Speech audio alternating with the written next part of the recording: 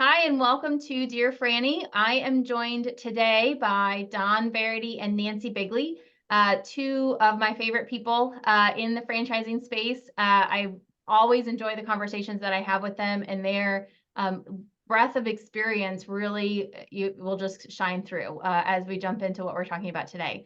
Don is co-founder and CEO of Clean Eatz, which is a health and wellness lifestyle brand based in Wilmington, North Carolina. They have 100 cafes offering healthy meals from dining in, meal planning, grab and go, catering, and they even have a consumer product line. So check them out. And then Nancy Bigley is joining us. She is president of Snapology and Little Gym, part of the Unleashed Brands family. Her franchise experience is vast, going from food and beverage to plumbing to painting and now to kids. And so she's just been through it all. And I'm excited to hear their points of view on our question today. But before we get into our question, we're going to start off with, what are you reading? This can be anything from a book to an article to a funny LinkedIn post, hopefully in the vein of franchising. So Nancy, we're going to let you kick off. Okay. Well, I don't know if it's in franchising, but it definitely fits business. So the one I'm wrapping up right now, it's called 10X is Easier Than 2X.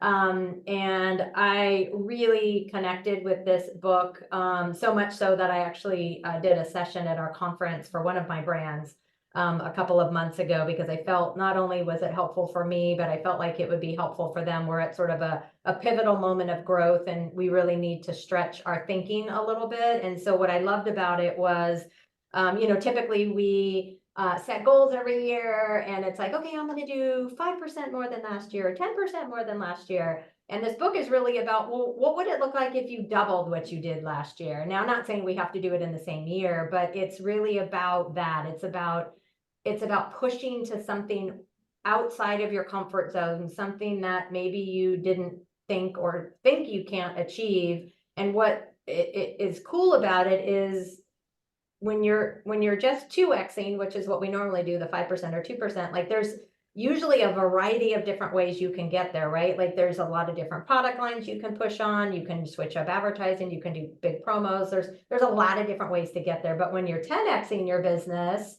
the paths become very narrow. And so it allows you to really narrow the path to get there. And it really forces you to look at, what are you going to have to change or stop doing in order to free up your time and resources, whether it's you or your team, in order to really get those accelerated goals. And I just really appreciated the clarity of that. And I was so excited when I did my workshop, because just watching my franchisees get into it and talk about it and then share, like, well, this is what I was thinking, but now I'm thinking this based off of this workshop. And then we just did a follow-up to it virtually. It was really inspiring and exciting. And as a franchisor, like, you want to be inspirational to your franchisees and get them to think a little differently. So anyway, I thought it was awesome. And I've incorporated it, some of the learnings, into my training class that I do with franchisees as we onboard them. So I really loved it. I thought it was a great book. I haven't read that one yet. Don, have you read it? I actually, it's funny. I got an email earlier that I have 4 new credits on Audible. So There you go. one of the suggestions was that book. Okay. Well, there you go. I haven't read it yet, but I heard about the philosophy behind it, right? Like, what if? And the struggle that I had with it was getting the rest of the team bought into the idea. And so I'm curious if, and I'll have to read it, but I'm curious if is it a philosophy that you can carry through if you're not the tip top leader? Do you know what I mean? Like, because I can see where, like, the leader sets okay, we're gonna get there. Let's narrow the focus and think big and innovative. But if you're not the leader, can you still bring those philosophies into your practice? Yeah, I did it with my team, and they connected with it, and it got them, again, to think differently about what their goals were for their role, for their departments, what they were working on, like, we started off with like, what do we want to get to as a brand?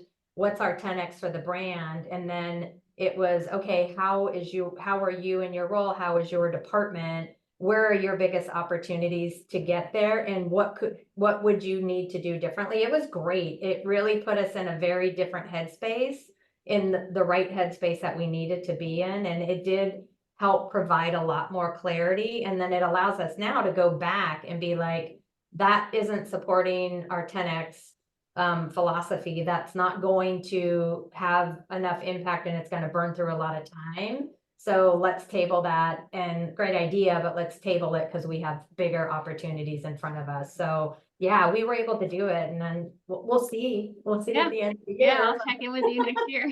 Yeah. I do love the concept, because I do think we get stuck in our routines of, and like you said, like, okay, what are our quarterly promotions for this year? What ads are we going to be running, versus thinking about, okay, if we want to be here in 10 years, what are the things that we need to do to get there?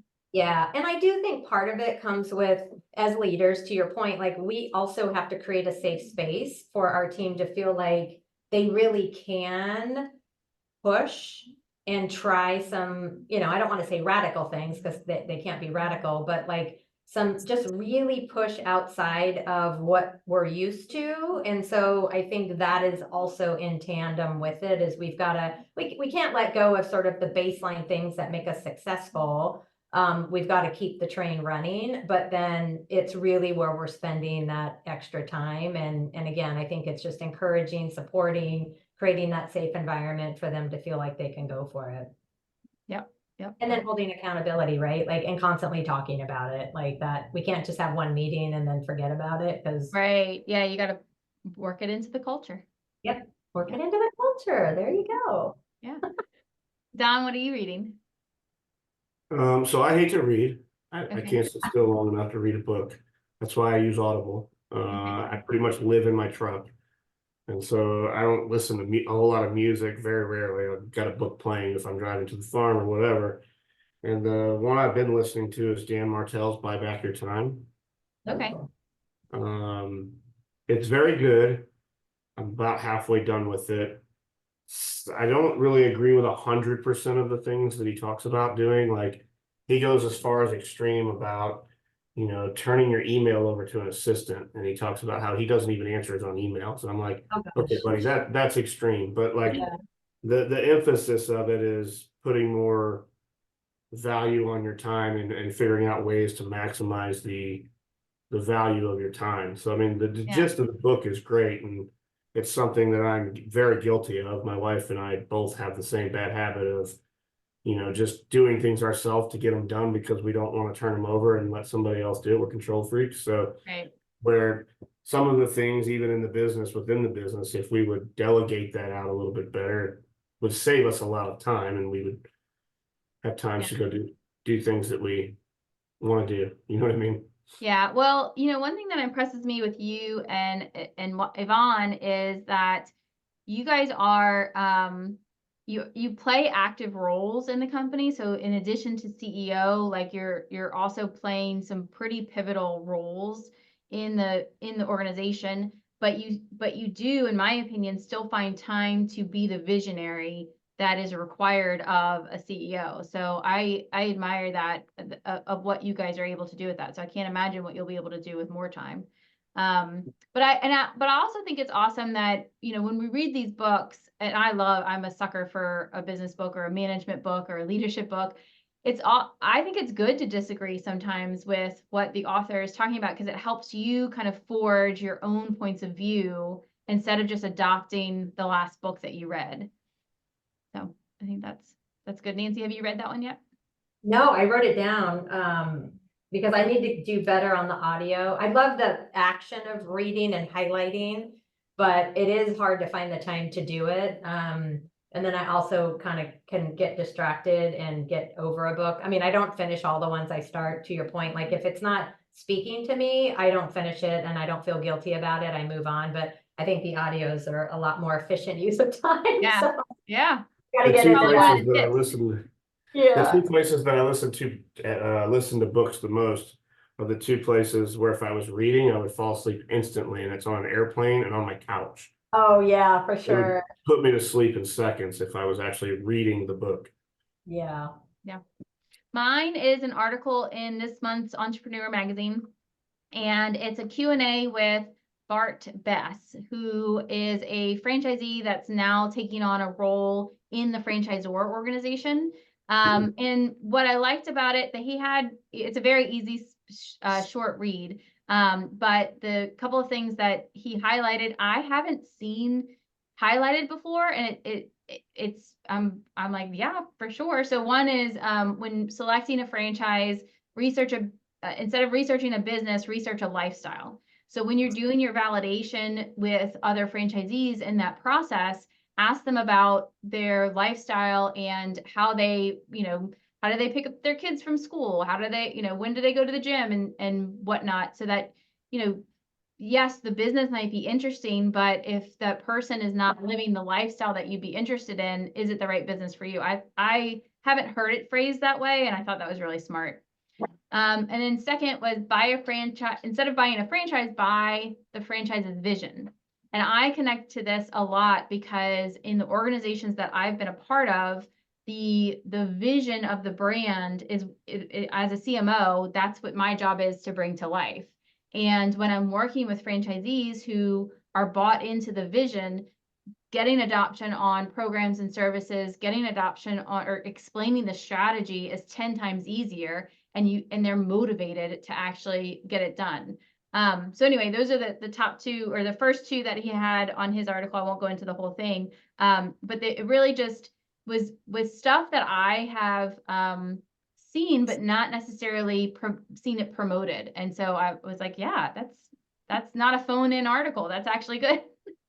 Yeah, I love that. The first point of it's super smart and certainly makes sense coming from a franchisee, because you're right. I think it is all about the business and how does it operationally and tactically work. But I remember some of my franchisees making comments like that, and I love. I'm going to talk to my development teams. I think that's such a great point. It's like, yeah, like what does your daily life look like? Because I think you can come into it, a little too like, oh my God, this is going to be amazing. But like, well, if you have kids or you have other things going on, or like, how far is it that you're going to have to travel? And like at the end of the day, what does that look like day in and day out? And is that going to work for you or not? And that is probably a very underestimated thought process, but it can have a really detrimental impact on the success of a franchisee if it's not something that they're thinking about. And it's something we probably should, actively promote those conversations. Yeah, right. All right, well, it's time to jump into our question of the week. I will read it for us. It's a tale as old as time. In our excitement to begin franchising, our franchisee vetting process hasn't been the strongest. So our current franchisees are all really passionate about our brand, but we are finding that some are not a great culture fit. They've begun to resent some of our processes and aren't truly bought into the mission of our brand. Is it possible to turn them around? What are some tips for the buy-in process? And if it's not possible, what are our options? So kind of a layered question today. Don, do you want to kick us off? Sure.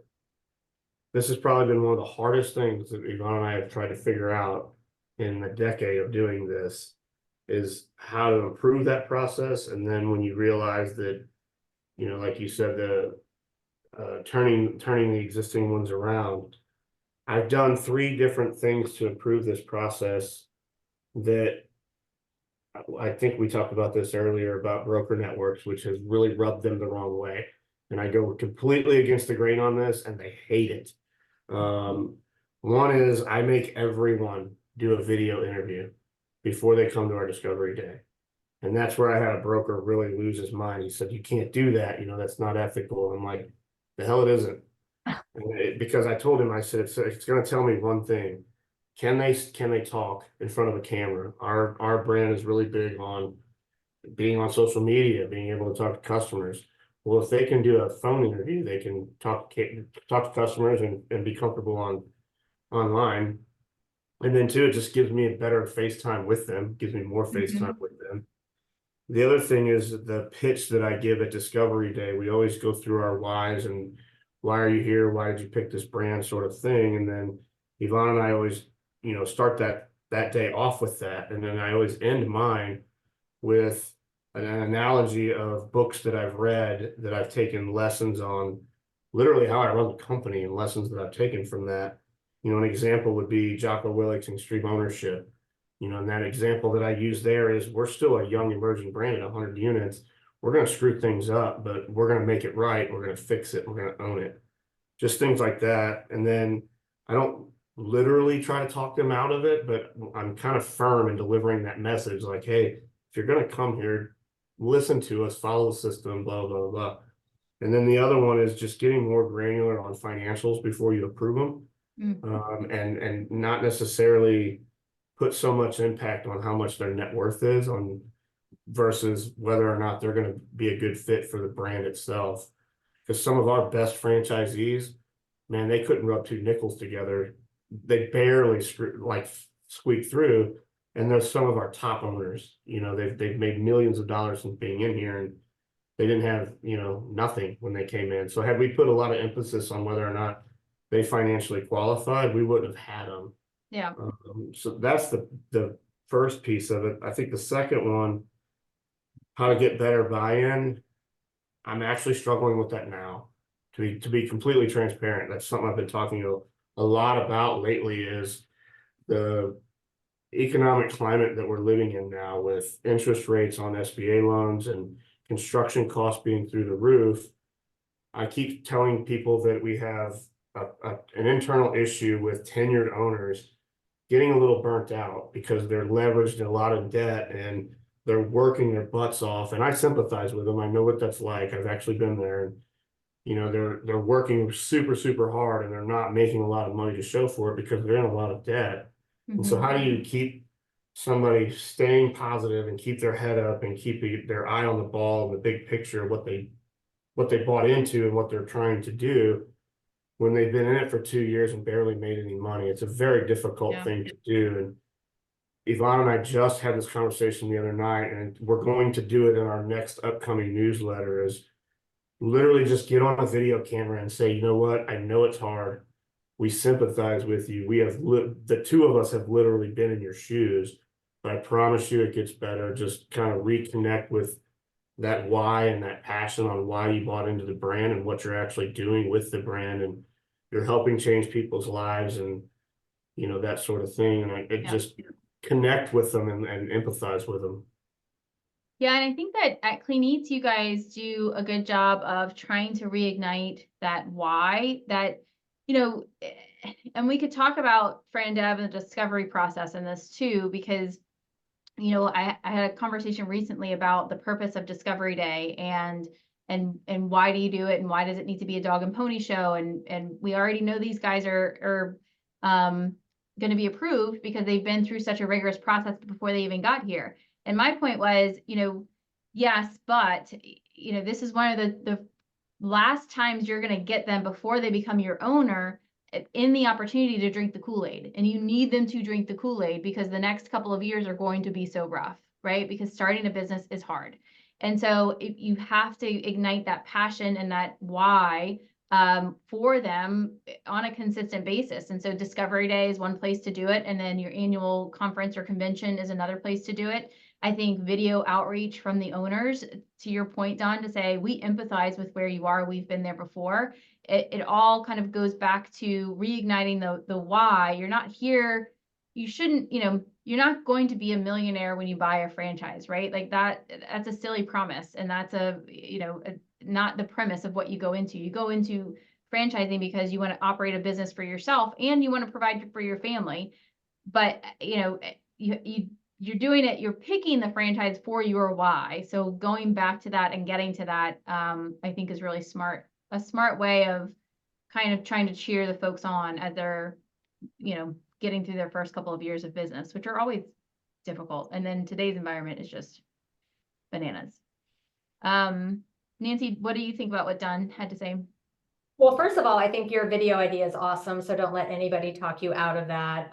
When I had my business, I had them do a full dog and pony show for me and my team because, to your point, like I wanted to make sure, one, they were passionate about the business. Two, I wanted to make sure that they actually listened and learned about our business because that was, I want them coming in eyes wide open. And I wanted to see their commitment. And, did they just call it in and just do a half-assed job, or did they really put some thought into it? Did they add pictures of their family? Did they do a video? Did they make it fun? And it really gave me great insight into the type of people that they were. So I think all those types of things that are, maybe not traditional, I think are really important. And so for us to the discovery day, you're right, Catherine, like the development team feels good about it, of course, or otherwise they wouldn't be here. But what about the rest of the team? And so I'm not involved in the process up until they come here because I don't have time, right? That's what you have a franchise development team for. So when I get candidates coming in, the expectation is that my team is all going to be on board, and we have a process here where one no vote is a no vote. And so everybody that is part of the process on my team, including the franchise development team, gets a voice. So my ops people, my marketing people, my training people, and myself, we literally all talk after our discovery days, and we're actually having one today. And we how did you feel? What do you think they would be successful? Do you have any red flags? Let's talk through it. Is there any conditional things that we want to talk about? And everybody gets a vote. And I think that's really important. And two reasons why we did that. One, we want to make sure that we have as much diversity in thinking as possible, and that we're, truly thinking of everything that could potentially cause someone not to be successful. But two, it gives the brand team, in my opinion, sort of you had a vote. So I don't want them coming back in a year saying those brand dev guys, they brought in the wrong person. It's no. You had a vote too, and you could have spoke up if you weren't comfortable with that person. So it really eliminates that finger pointing and blame game of it's not my fault. I didn't, it was the other guy's fault. And it really makes the team come together and gel. So I think, one thing, a couple things that popped into mind too, as Don was speaking, is I think as brands grow, and I don't know what the pivotal times are, but I think it's constant, is we have to remember that our profile can change. And so the franchisees that we bring in 1 to even 50 is probably going to look very different than the 50 to 100 and the 100 to 200. Because we're getting learnings with each group, right? Each large group, we're getting learnings of who were successful, who weren't successful. And I think it's our duty to constantly go back and rejigger the profile and make sure that we're just honing that in as best as we can. And then ultimately, if we start off with single unit operators and decide yeah, maybe we do have the ability to scale with multi-unit operators, and okay, well, that's a whole different profile and a different training program and a different support program. So the evolution of who we're bringing on as franchisees continues to change. And I think it's okay. Yeah. We kind of beat ourselves up sometimes, God, those used to be such great franchisees. What did I do wrong? It's nothing.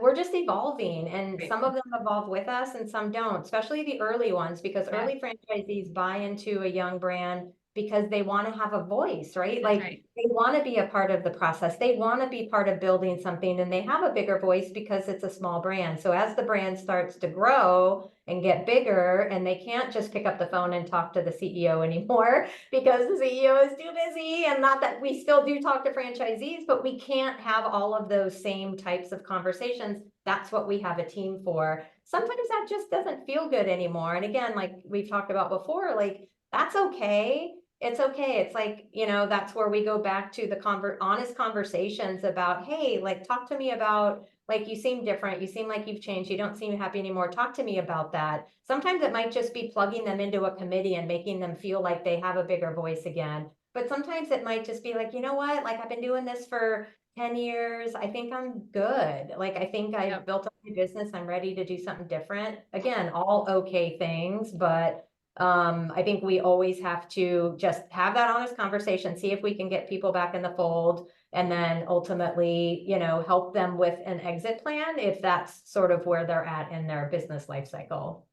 Well, and I think that, you know, your point on your franchisee profile changes as you grow as a brand. Not only does it change from the brand side of things, but it changes from the prospects that you're going to get, because the prospects that join your brand from 0 to 50 or even 0 to 100 are early adopters. They're risk takers. They are, to your point, yes, they want a bigger voice in the brand, but they also want to be part of a brand that, you know, is not proven yet. And so, you know, you need those folks in your brand, but at the same time, you know, as your brand becomes more stable and more supported, that type of person may not have a fit.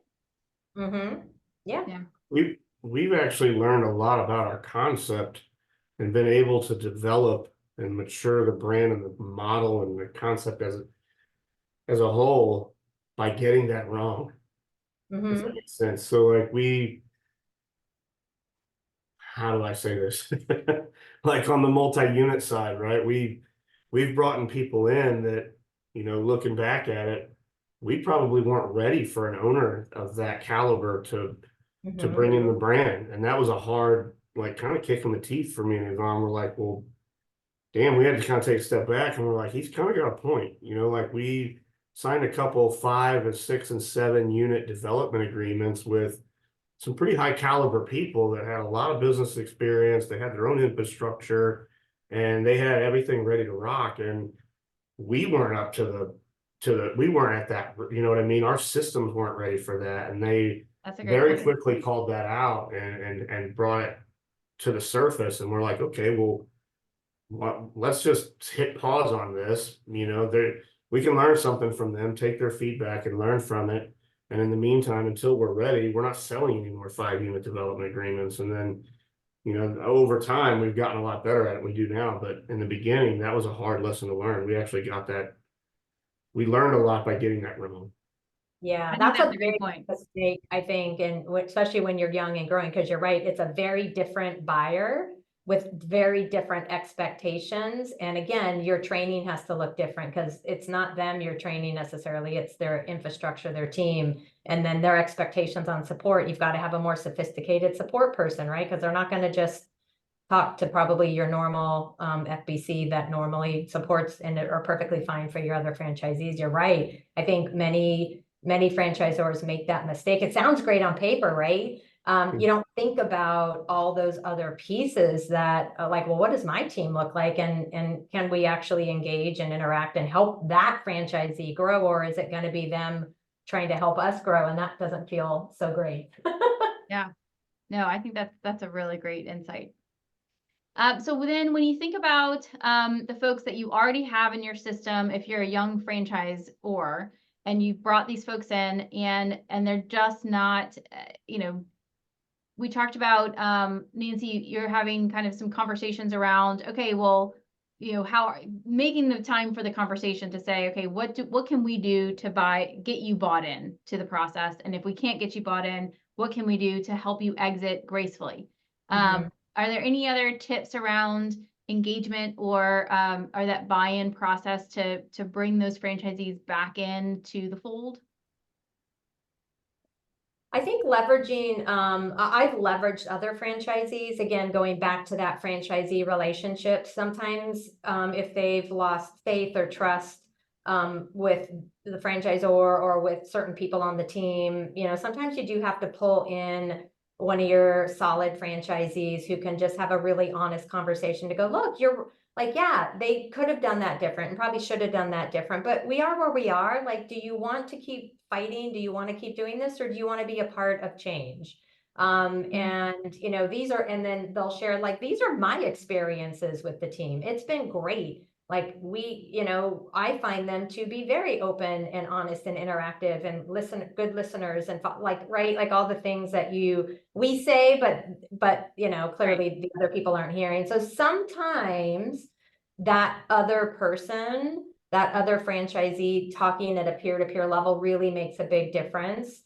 That would probably be the only other part that I've seen success with, other than just that very heart to heart, like personal conversation about, I'm a person, let's talk as people, let's not talk corporate versus franchisee, like let's get rid of that structure and just look at the actions of how we are trying to really help and support and partner with you.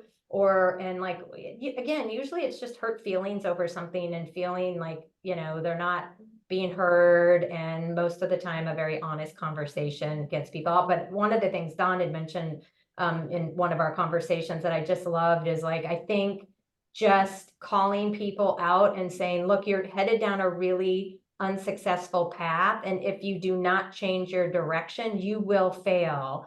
I do not want that for you. Let me help you. Like sometimes being that blunt about like, this is, as a business person who has been in business for a long time and worked with a lot of franchisees, this path is not sustainable. And you will fail. Let me help you. And sometimes that's just the like shake that people need, like, holy crap, like, oh my gosh, you're right. This is scary. Help me. So sometimes that's sort of tough love, just sort of having a very, very serious one, but with respect. And other times I think just bringing other really, reputable franchisees into the conversation is helpful. Awesome. One other thing I can add to it real quick is, I think I mentioned this earlier in this episode, was love languages. I know that sounds completely cheesy, but it's the God's honest truth. And it took me a long time to learn this because if, Catherine, you've known me a little while now, I'm not that kind of guy. I'm not a very touchy-feely, emotional, like that sort of thing. But from a management perspective, I've kind of had to take a step back and learn how to do that. And some of those people, like the example that you're using, with people that are not bought in, I can give you one prime example. And we have a guy who came in the system. I think he's been in here a little over a year now, maybe 2. And he was a hospital CEO for a very major hospital network. I mean, this guy ran a multi-million-dollar industry for a very, very long time. And I kind of, when I was explaining this to my wife, I'm like, this is the guy that like was picked on in high school, picked last in kickball, was never actually included in anything. And so I think that's where the disconnect was when he came into the franchise. The guy just wanted to be included. And where I learned that was when Yvonne and I started doing our smaller owner retreats, that he was a part of that retreat. And I almost didn't go. I was almost hesitant to even go on it. I was going to make Yvonne go by herself because him and I clashed so bad. And I'm like, Yvonne, I don't even know if I can be in a room with this guy. That's how bad that was. And come to find out, it was the best weekend I ever had. If you get him away, like I learned that if you just get this guy away and you include him in the conversation and, you get like, if you break down his walls and kind of get to know him on a personal level, now he's freaking great. Like I talk to him all the time. It was just a breaking down his barrier and learning how he received information. I think that we were just kind of coming at him full bore and he was not receptive to that. So I kind of taught the people on our team, like, okay, this guy does not like this approach. So when you're approaching this one particular, take this approach with it and you will get his attention like this and you'll get him bought in. And now he's great. We never hear from him. He's doing great. So that's awesome. Yeah. And I think that's a great specific example on, you are managing individual personalities. And when you're building a franchise, you really have to embrace that. Just bar none. That's what you're doing. Good stuff. All right. Well, thank you guys for that share. Certainly a lot of good nuggets out of there for our listeners and for the emerging and not so emerging franchise brands that are out there. I appreciate your time today. Thank you for sharing all of that knowledge. And we will see you next time on Dear Frannie. Thanks. Thanks.